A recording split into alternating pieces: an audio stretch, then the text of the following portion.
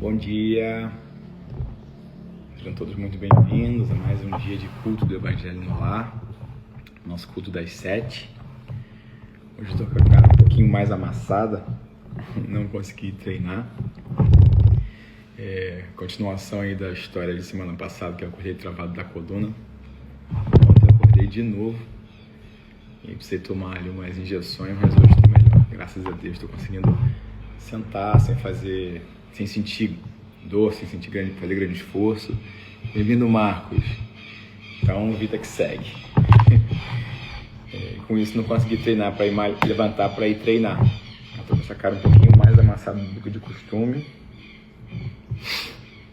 Mas vamos lá. Lembrando que na nossa prece de encerramento, a gente pede para a espiritualidade fluidificar a água para a gente. Então, aproveita que a gente está começando, vai lá, pega sua garrafa, seu copo, enche de água para a gente poder não deixar de aproveitar esse recurso aí no final do culto de hoje. Bem-vinda, Rai. É um culto no lar, né? E em casa acontece de tudo, inclusive minha cadelinha está com crise de tosse, então talvez vocês ouçam a sua participação especial ao longo da manhã.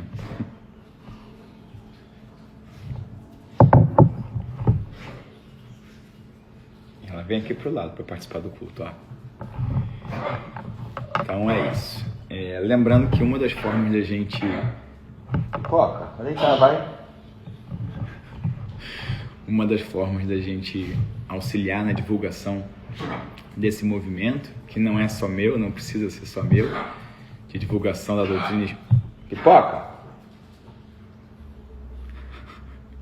De divulgação do conteúdo doutrinário de uma forma mais leve, descomplicada, tornando a doutrina mais acessível, essa doutrina que é tão acolhedora, mas que nem sempre a gente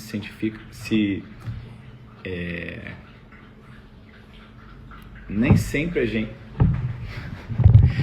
sempre a gente se identifica com a forma que ela é divulgada, porque o movimento é um movimento mais antigo, um pouco mais travado, então a gente está aqui nesse movimento, né?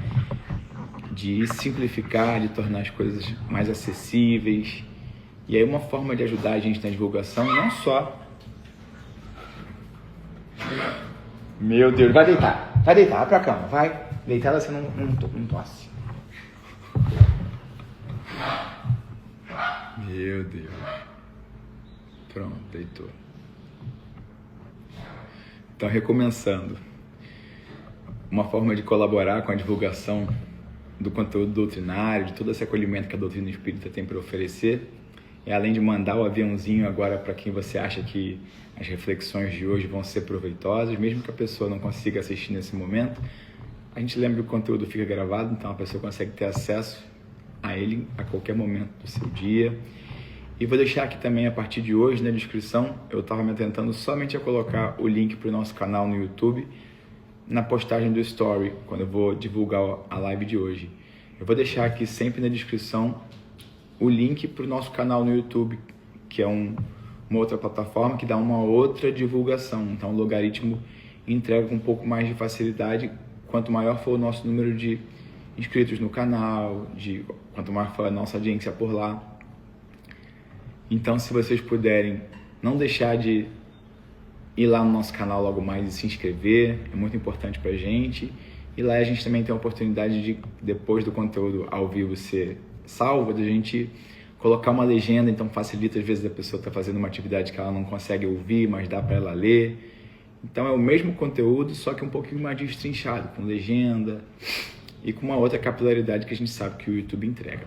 Então, dito isso, feito esse jabá, eu conto com a colaboração de vocês e vamos iniciar a nossa leitura de ambientação com o livrinho Sempre Melhor, do nosso querido José Carlos de Luca.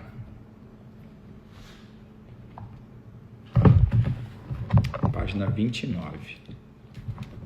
Hoje são 30 ou 29? Acho que são 29 também, né? 29 foi ontem, acho que hoje é 30.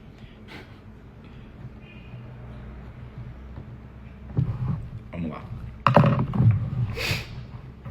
Não raro, a sensação de culpa tem nos afastado da felicidade e criado muito sofrimento em nossa vida. Os erros que cometemos, quando não vistos com as lentes do amor, da humildade e do perdão, podem nos dar a sensação de que somos criaturas horrendas e abomináveis, dignas apenas de castigos e dores. Vamos nos enxergar como Deus nos vê. Ele sabe que nós não somos os nossos erros. Posso ter me equivocado muitas vezes, cometido os maiores deslizes do mundo, mas Deus continua me vendo como um diamante de grande valor, ainda que momentaneamente encoberto pela lama dos meus erros. Bem-vinda, Camila. 30, isso mesmo, Rayana, obrigado pelo lembrete. Uma página bem forte, né? Vamos fazer a nossa oração para a gente retomar a leitura e fazer as reflexões.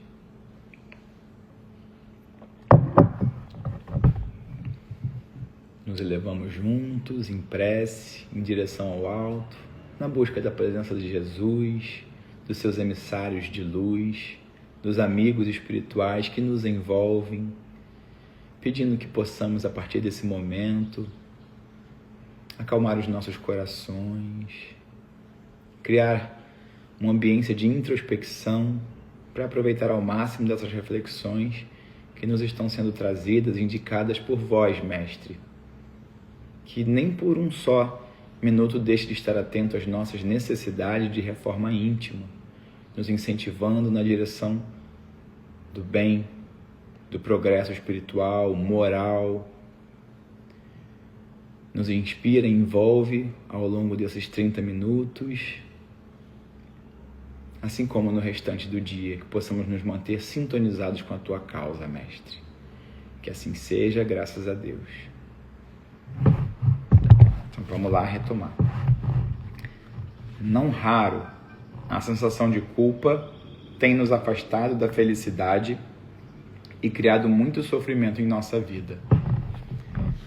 Outro dia eu estava conversando com uma pessoa e me recordando de uma desavença que a gente tinha tido e que a gente estava ali num momento de superação, e me veio essa reflexão na cabeça de quantas vezes eu, à frente do trabalho do atendimento fraterno lá na Casa Espírita, a gente tem esse trabalho de acolhimento fraterno, inclusive é o trabalho que dá entrada para todo e qualquer atendimento dentro de uma casa espírita. Então, quando a gente chega com uma dor, em busca de uma orientação, geralmente a gente, na minha casa espírita, pelo menos 1 hora antes da palestra de quarta ou de sexta-feira, a palestra na quarta é às 8 e na sexta é às 7.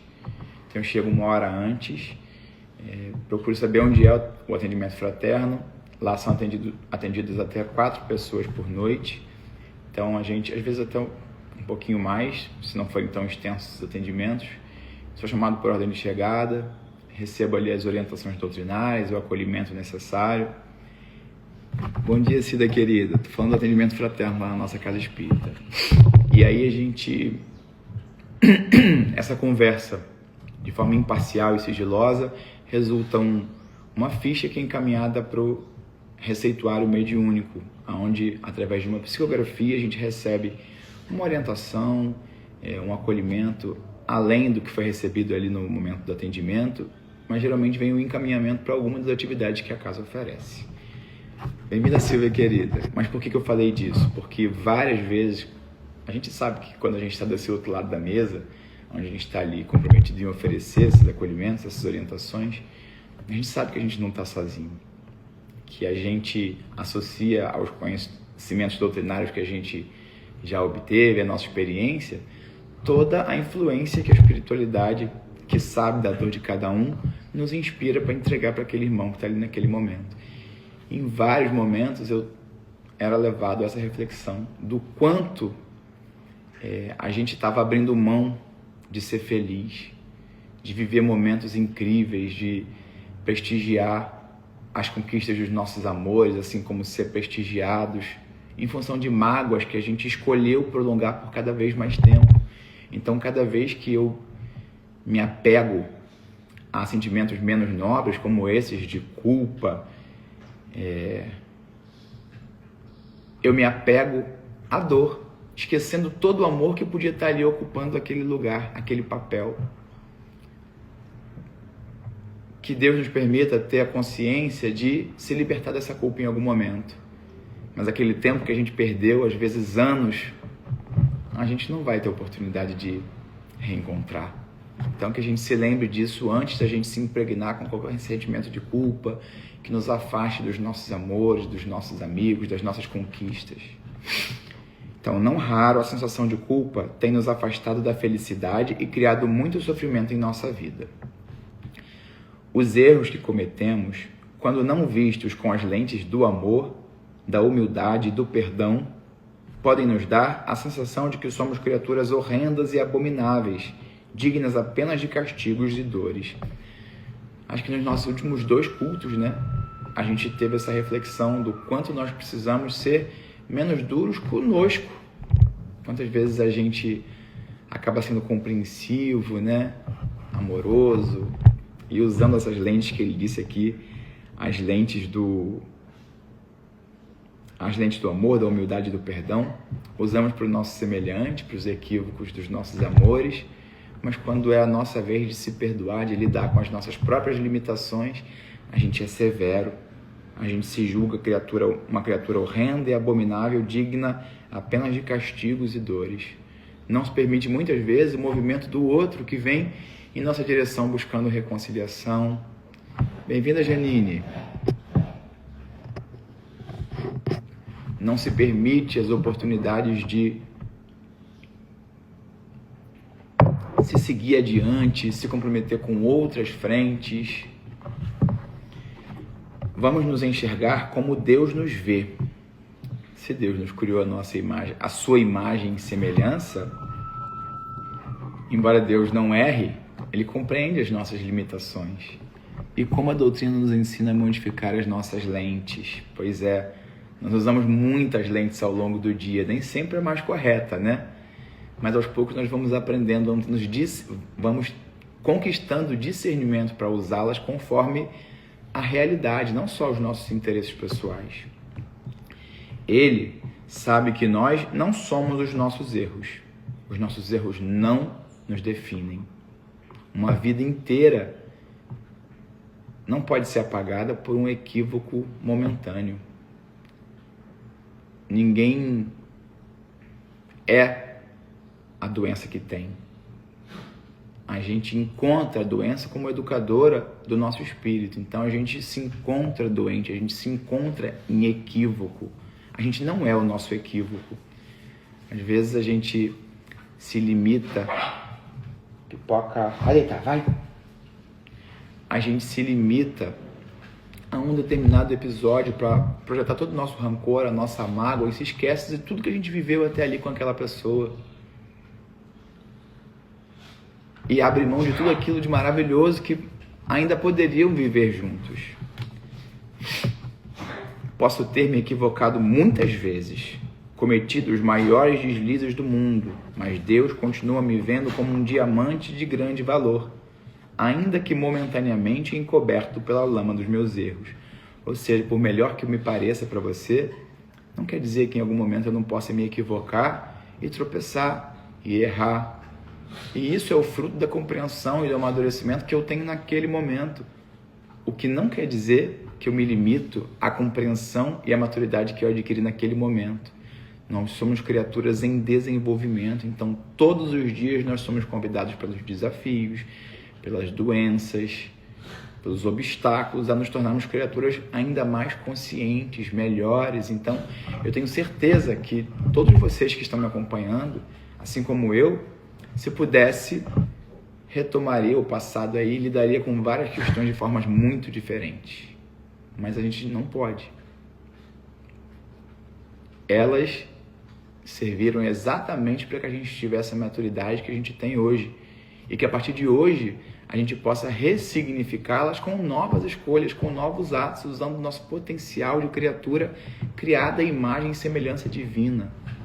Então Deus sabe das nossas limitações, compreende as nossas dificuldades, que elas não nos definem, que elas fazem parte daquele momento de amadurecimento e que se tornarão um momento a ser superado a partir da virada de chave, porque a gente não trata o que a gente não conhece. Então, quando eu sinto uma dor, o próximo passo é eu procurar ajuda para compreender qual a direção daquela dor, de onde ela vem, o que ela vai me trazer, para que eu possa então tratá-la. Quando eu escolho simplesmente negar aquele sintoma físico, emocional, eu estou negligenciando a oportunidade de me libertar, não só da doença. Vocês entenderam onde eu estou querendo chegar? Então, se eu percebo que eu tenho uma má tendência, uma dificuldade de lidar com um determinado tipo de situação, bem-vinda, Mayara, com um determinado tipo de situação, talvez esteja aí o diagnóstico. Talvez eu tenha iniciado esse processo de despertamento para a necessidade de um diagnóstico. Buscar entender através de terapias. Hoje em dia a gente tem muitas formas de terapia, além do acompanhamento psicológico, várias terapias holísticas que nos ajudam no autodescobrimento. Temos também a medicação. Eu me consulto com um psiquiatra regularmente, faço acompanhamento psicológico, porque eu sei que muitas vezes a gente tem limitações que são físicas, então a gente precisa tratar no físico, no próprio receituário que eu estava dizendo, como oportunidade de entrada para os tratamentos que a Casa Espírita oferece. Muitas vezes vem a orientação da espiritualidade para que se faça alguma coisa, para que se mude alguma coisa, se participe de algum atendimento oferecido dentro da Casa Espírita, complementarmente ao tratamento oferecido pelos profissionais da Terra. Então, a gente traz as marcas do nosso condizente com a nossa necessidade no nosso perispírito, né? Que é o que guarda as informações da nossa alma, que são traduzidas no corpo.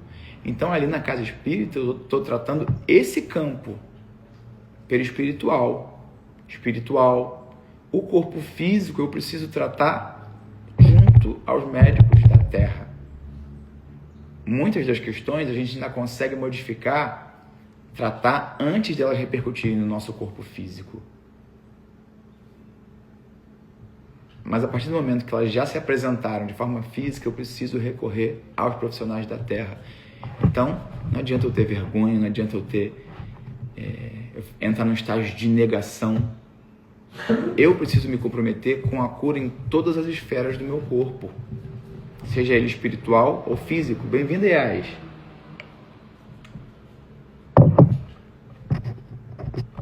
Então, é isso. Muito boas as reflexões dessa página. Forte, mas necessária. Então, vamos para o Evangelho segundo o Espiritismo. Lembrando mais uma vez que, se não por acaso o nome de alguém te veio à cabeça, em qualquer momento ao longo da leitura, não deixe de mandar esse aviãozinho, porque com certeza a espiritualidade é muito sábia e está te usando de veículo para que essas reflexões importantes cheguem a quem quer que seja que está à nossa volta, precisando, suplicando a Deus algum tipo de intervenção. Quantas vezes não somos nós essas pessoas, né? Bom, capítulo 16, não se pode servir a Deus e a Mamon. Esse capítulo traz vários subitens super interessantes. Salvação dos ricos, guardar-se pela avareza, Jesus na casa de Zaqueu, parábola do mal rico, parábola dos talentos, utilidade providencial da fortuna, provas da riqueza e da miséria, desigualdades das riquezas. E aí vem a parte das instruções dos espíritos, a verdadeira propriedade, emprego da fortuna, desprendimento dos bens terrestres, transmissão da fortuna. Por que eu tenho trazido os subitens junto com a anunciação dos capítulos? Para a gente compreender que a gente está se limitando só a um subitem aqui de manhã, nesse horário. Mas se a gente for atrás do Evangelho, todos os assuntos que a gente pensar, tem ali uma gama de abordagens para a gente poder se reconhecer, perceber a profundidade do olhar da doutrina espírita sobre aquelas causas, sobre nós enquanto acolhemos aquelas desilusões. E uma vez que a gente conhece a verdade, conhecereis a verdade vos libertará. Se aquilo não nos trouxer um incômodo, eu ainda não li com os olhos de ver. Eu ainda não estou conseguindo me colocar diante do Evangelho e permitir que o Evangelho faça a verdadeira transformação na minha vida. Porque é disso que eu venho em busca todas as vezes que eu me sento na frente desse livro. Compreender o que eu ainda não sei. Trazer um novo olhar sobre os meus equívocos, sobre as minhas escolhas, que ainda não estão condizentes com o que o Cristo trouxe para nós como exemplo. Então, todo assunto, toda dificuldade que eu estiver atravessando, eu te aconselho a levar o seu pensamento a Deus, fazer uma oração, uma prece, e abrir o Evangelho, abrir a Bíblia, abrir o livro de página, que a orientação vem. No Evangelho, especificamente, a orientação vem num pacote. Então, você vai abrir um determinado item, mas não se limite a ele. Leia o restante do capítulo, buscando se colocar de forma humilde ali, para se enxergar naquela orientação que veio na sua direção. Porque sempre que a gente pede, não há nenhuma súplica sem resposta. Então vamos lá. Utilidade providencial da fortuna, provas da riqueza e da miséria. Prova da riqueza? Então, ser rico é uma prova? Ser miserável eu sei que é, mas ser rico também é. A gente já falou sobre isso, né? Mas vamos lá. Se a riqueza devesse ser um obstáculo absoluto à salvação daqueles que a possuem, assim como se poderia inferir de certas palavras de Jesus, interpretadas segundo a letra e não segundo o espírito, Deus, que a dispensa, teria colocado nas mãos de alguns um instrumento de perdição sem recursos, pensamento que repugna a razão. Então, vou ler de novo. Se a riqueza devesse ser um obstáculo absoluto à salvação daqueles que a possuem, né? Então, se ela devesse ser somente um entrave para as pessoas que a possuem, porque a gente sabe o quanto mais fácil é despertar o ego, a vaidade daqueles que têm uma fortuna muito grande, né? Assim como se poderia inferir de certas palavras de Jesus interpretadas segundo a letra e não segundo o espírito, quantas vezes as palavras de Jesus são mal interpretadas, né? São tidas ali ao pé da letra sem buscar a reflexão que está por trás daquela parábola. Jesus jogava suas frases de efeito para que aquilo caísse de forma diferente, conforme os corações estivessem ávidos a acolher aquele conhecimento. Deus, que a dispensa, teria colocado nas mãos de alguns um instrumento de perdição sem recursos. Deus, que é quem dá a oportunidade, a prova, a expiação da riqueza, teria colocado nas mãos de alguns uma perdição sem recursos. Pensamento que repugna a razão. Então, a razão nos leva à reflexão de que a ninguém é infligida uma prova que não vá trazer para ela a oportunidade de fazer aflorar nela tudo aquilo de melhor que ela precisa, ainda que ela seja muito desafiadora, como a riqueza é. A riqueza, sem dúvida, é uma prova muito difícil, mais perigosa que a miséria, pelos seus arrastamentos, as tentações que dá e a fascinação que exerce. Então, quanto a gente, se fosse algo da riqueza, a gente às vezes para analisar as pessoas que têm uma condição muito abastada, uma projeção muito grande e não avalia, né? A gente só vê o verde daquela grama, mas a gente não percebe quantos arrastamentos em direções questionáveis, quantas tentações que vai permitir que aquela criatura cultive à sua volta, a fascinação, o endeusamento, né?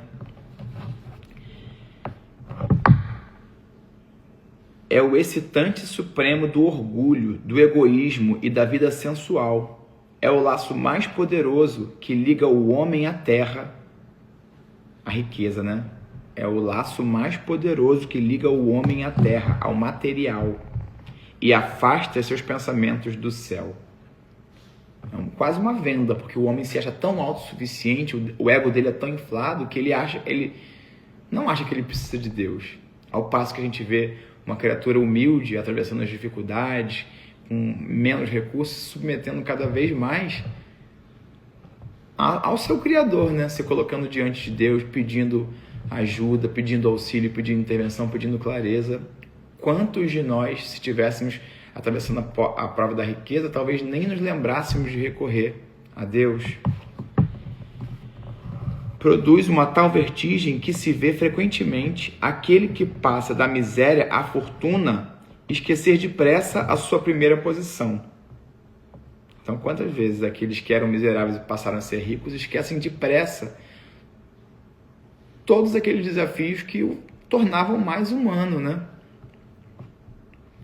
Aqueles que o dotaram, aqueles que o ajudaram, e tornar-se insensível, egoísta e vão. Quer dizer, esses que passaram da prova da pobreza para a prova da riqueza e acabaram achando que ali tinham um mérito único, exclusivo, em seu próprio favor, e se esqueceram de todos aqueles que caminharam à sua volta até ali.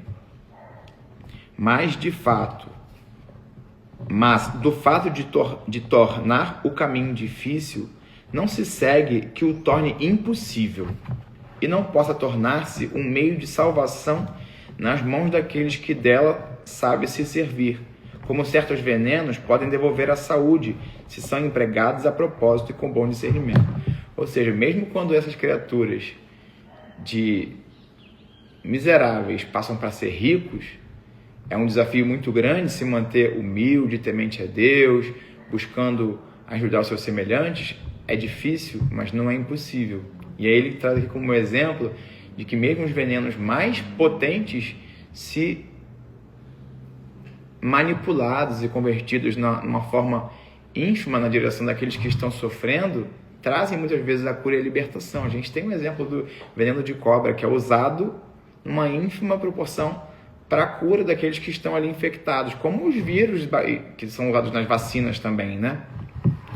Quando Jesus disse ao jovem que o interrogou sobre os meios de ganhar a vida eterna, desfazei-vos de todos os vossos bens e segui-me, ele não entendia estabelecer como princípio absoluto que cada um deva se despojar daquilo que possui e que a salvação só tem esse preço, mas mostrar que o apego aos bens terrestres é um obstáculo à salvação. Esse jovem, com efeito, se acreditava quite porque tinha observado certos mandamentos e, todavia, recua ante a ideia de abandonar seus bens. Seu desejo de obter a vida eterna não ia até esse sacrifício. Então, quando a gente está disposto a sacrificar na direção do nosso próprio crescimento, ainda que eu já tenha me desenvolvido em algumas outras áreas, eu tenho sempre campos a melhorar, a me desenvolver, senão eu não estaria na Terra, num planeta que está entrando no estágio de regeneração, precedido por um estágio de provas e expiações. Então, todos nós aqui ainda carecemos de muito esforço para podermos nos evoluir. Ainda temos muitas más tendências, muitas faces que ainda nos envergonhamos de demonstrar. A proposição que Jesus lhe fez era uma prova decisiva para pôr a descoberto o fundo do seu pensamento. Ele podia, sem dúvida, ser um perfeito homem honesto, segundo o mundo, não fazer mal a ninguém, não maldizer seu próximo, não ser vão nem orgulhoso, honrar a seu pai e a sua mãe, mas não tinha verdadeira caridade, porque sua virtude não ia até a abnegação. Eis o que Jesus quis demonstrar. Era uma aplicação do princípio. Fora da caridade não há salvação. Então, a gente ouve que a fé sem obras é morta, né? É morta. Que a gente tem que se desenvolver tanto intelectualmente como moralmente. Não adianta a gente compreender todas as orientações de Jesus sem vivenciar elas de fato. Então, à medida que eu tenho a oportunidade de compreender o meu papel diante da vida, diante do auxílio dos meus irmãos, na minha própria, que eu sou responsabilizado pelas minhas escolhas, dos meus equívocos, Deus me coloca diante da oportunidade de dar esse testemunho, de demonstrar que de fato eu amadureci. E aí, quando ele disse para esse irmão que, apesar de todo o conhecimento que ele tinha despertado, ele ainda precisava dar esse passo maior, abandonando as suas riquezas, esse irmão se sentiu, encontrou ali a sua limitação, fez do apego à matéria o seu entrave. Aí é que Jesus está dizendo para a gente que ele não está pedindo que a gente abandone tudo que a gente conquistou com o fruto do nosso esforço, mas que a gente não tenha esse apego de dar ao dinheiro uma importância que ele não tem na nossa vida, uma importância maior do que aqueles que estão conosco. Bem-vinda, Bia. Caramba, são 7h30. Tem que dar uma corrida aqui para a gente poder finalizar o culto sem extrapolar muito o horário. Vamos lá. A consequência dessas palavras, tomadas em sua acepção rigorosa, seria a abolição da fortuna, como nociva à felicidade futura e como fonte de uma multidão de males na terra. E seria, além disso, a condenação do trabalho que a pode obter. Consequência absurda que conduziria o homem à vida selvagem e que por isso mesmo estaria em contradição com a lei do progresso, que é uma lei de Deus. Então a riqueza não tem só aspectos ruins para nos oferecer. Pelo contrário, se a riqueza é a fonte de muitos males, se ela excita tanto as más paixões, se provoca mesmo tantos crimes, é preciso tomar-se não à coisa, mas ao homem que dela abusa, como abusa de todos os dons de Deus. Pelo abuso, ele torna pernicioso o que lhe poderia ser mais útil. É a consequência do estado de inferioridade do mundo terrestre. Se a riqueza não devesse produzir senão o mal, Deus não a teria colocado sobre a terra. Cabe ao homem dela extrair o bem. Se ela não é um elemento direto do progresso moral, é sem contradita um poderoso elemento de progresso intelectual. Aqui na frente deve falar um pouquinho mais sobre o que se espera da riqueza, né? Mas vamos lá. Com efeito, o homem... É o último parágrafo para a gente poder encerrar. Com efeito, o homem tem por missão trabalhar pelo aprimoramento material do globo, né? A gente já entendeu essa reflexão de que ninguém é convidado a retornar à Terra somente para se desenvolver, né? A gente é convidado a reencarnar naquele ambiente em que a gente mais tem a oportunidade de colaborar com o nosso semelhante, com a sociedade, com as pessoas que estão à nossa volta. E a riqueza é, sem dúvida, um meio de estímulo a essa evolução da nossa sociedade, né? Com efeito, o homem tem por missão trabalhar pelo aprimoramento moral do globo. Deve desbravá-lo, saneá-lo, dispô-lo para receber um dia toda a população que a sua extensão comporta. Então, isso também é nos tornar humanos, né? Pensar na continuidade dos recursos, na melhoria das cidades, na estruturação das sociedades, para que elas possam acolher cada vez mais espíritos, assim como nós, que estamos retornando a esse planeta de matéria, a esse mundo, para experimentar exatamente as oportunidades condizentes com as nossas necessidades. É preciso aumentar a produção, se a produção de uma região é insuficiente. Será preciso ir procurá-la fora. Por isso mesmo, as relações de povo a povo tornam-se uma necessidade. Para as tornar mais fáceis, é preciso destruir os obstáculos materiais que as separam, tornar as comunicações mais rápidas. Para esses trabalhos, que são a obra dos séculos, o homem teve de tirar materiais até das entranhas da terra. Procurou na ciência os meios de executá-los mais segura e rapidamente, mas para realizá-los lhe foram precisos recursos. A necessidade fê-lo criar a riqueza, como o fez descobrir a ciência. A atividade necessitada por esses mesmos trabalhos aumenta e desenvolve a sua inteligência. Essa inteligência que ele concentra primeiro na satisfação das necessidades materiais, o ajudará mais tarde a compreender as grandes verdades morais. A riqueza sendo o primeiro meio de execução, sem ela, não mais grandes trabalhos, não mais atividade, nem estímulo, nem pesquisas. É, pois, com razão, considerada um elemento de progresso. Então, a gente compreende aqui que, através da riqueza, a gente tem uma ferramenta preciosa para desenvolver toda a sociedade e nós, inclusive. Porque, a partir da oportunidade da riqueza, nós temos cada vez mais acesso à cultura, conhecimento, muito mais oportunidade de se desenvolver intelectualmente. E o desenvolvimento intelectual faz com que, como a gente falou lá no início, conhecereis a verdade vos libertará. Uma vez que você desperta para a necessidade de ser melhor, desperta para os valores, desperta para a necessidade do outro, para a realidade do seu semelhante, você não consegue voltar atrás. Você não consegue desver o quanto você seria necessário, seria útil, o quanto a sua intervenção seria proveitosa na vida daqueles que estão ao seu lado. É impossível a gente não despertar para a nossa humanidade. Então, esse é o maior fim que a riqueza, como elemento de progresso, nos coloca, nos enseja. Não é para que a gente satisfaça somente o nosso ego, o nosso senso de justiça conosco mesmo e se esqueça dos nossos semelhantes à nossa volta. Muito boas as reflexões desse item aqui. Então, vou colocar aqui dia 30. Obrigado, Rayana, pela lembrança.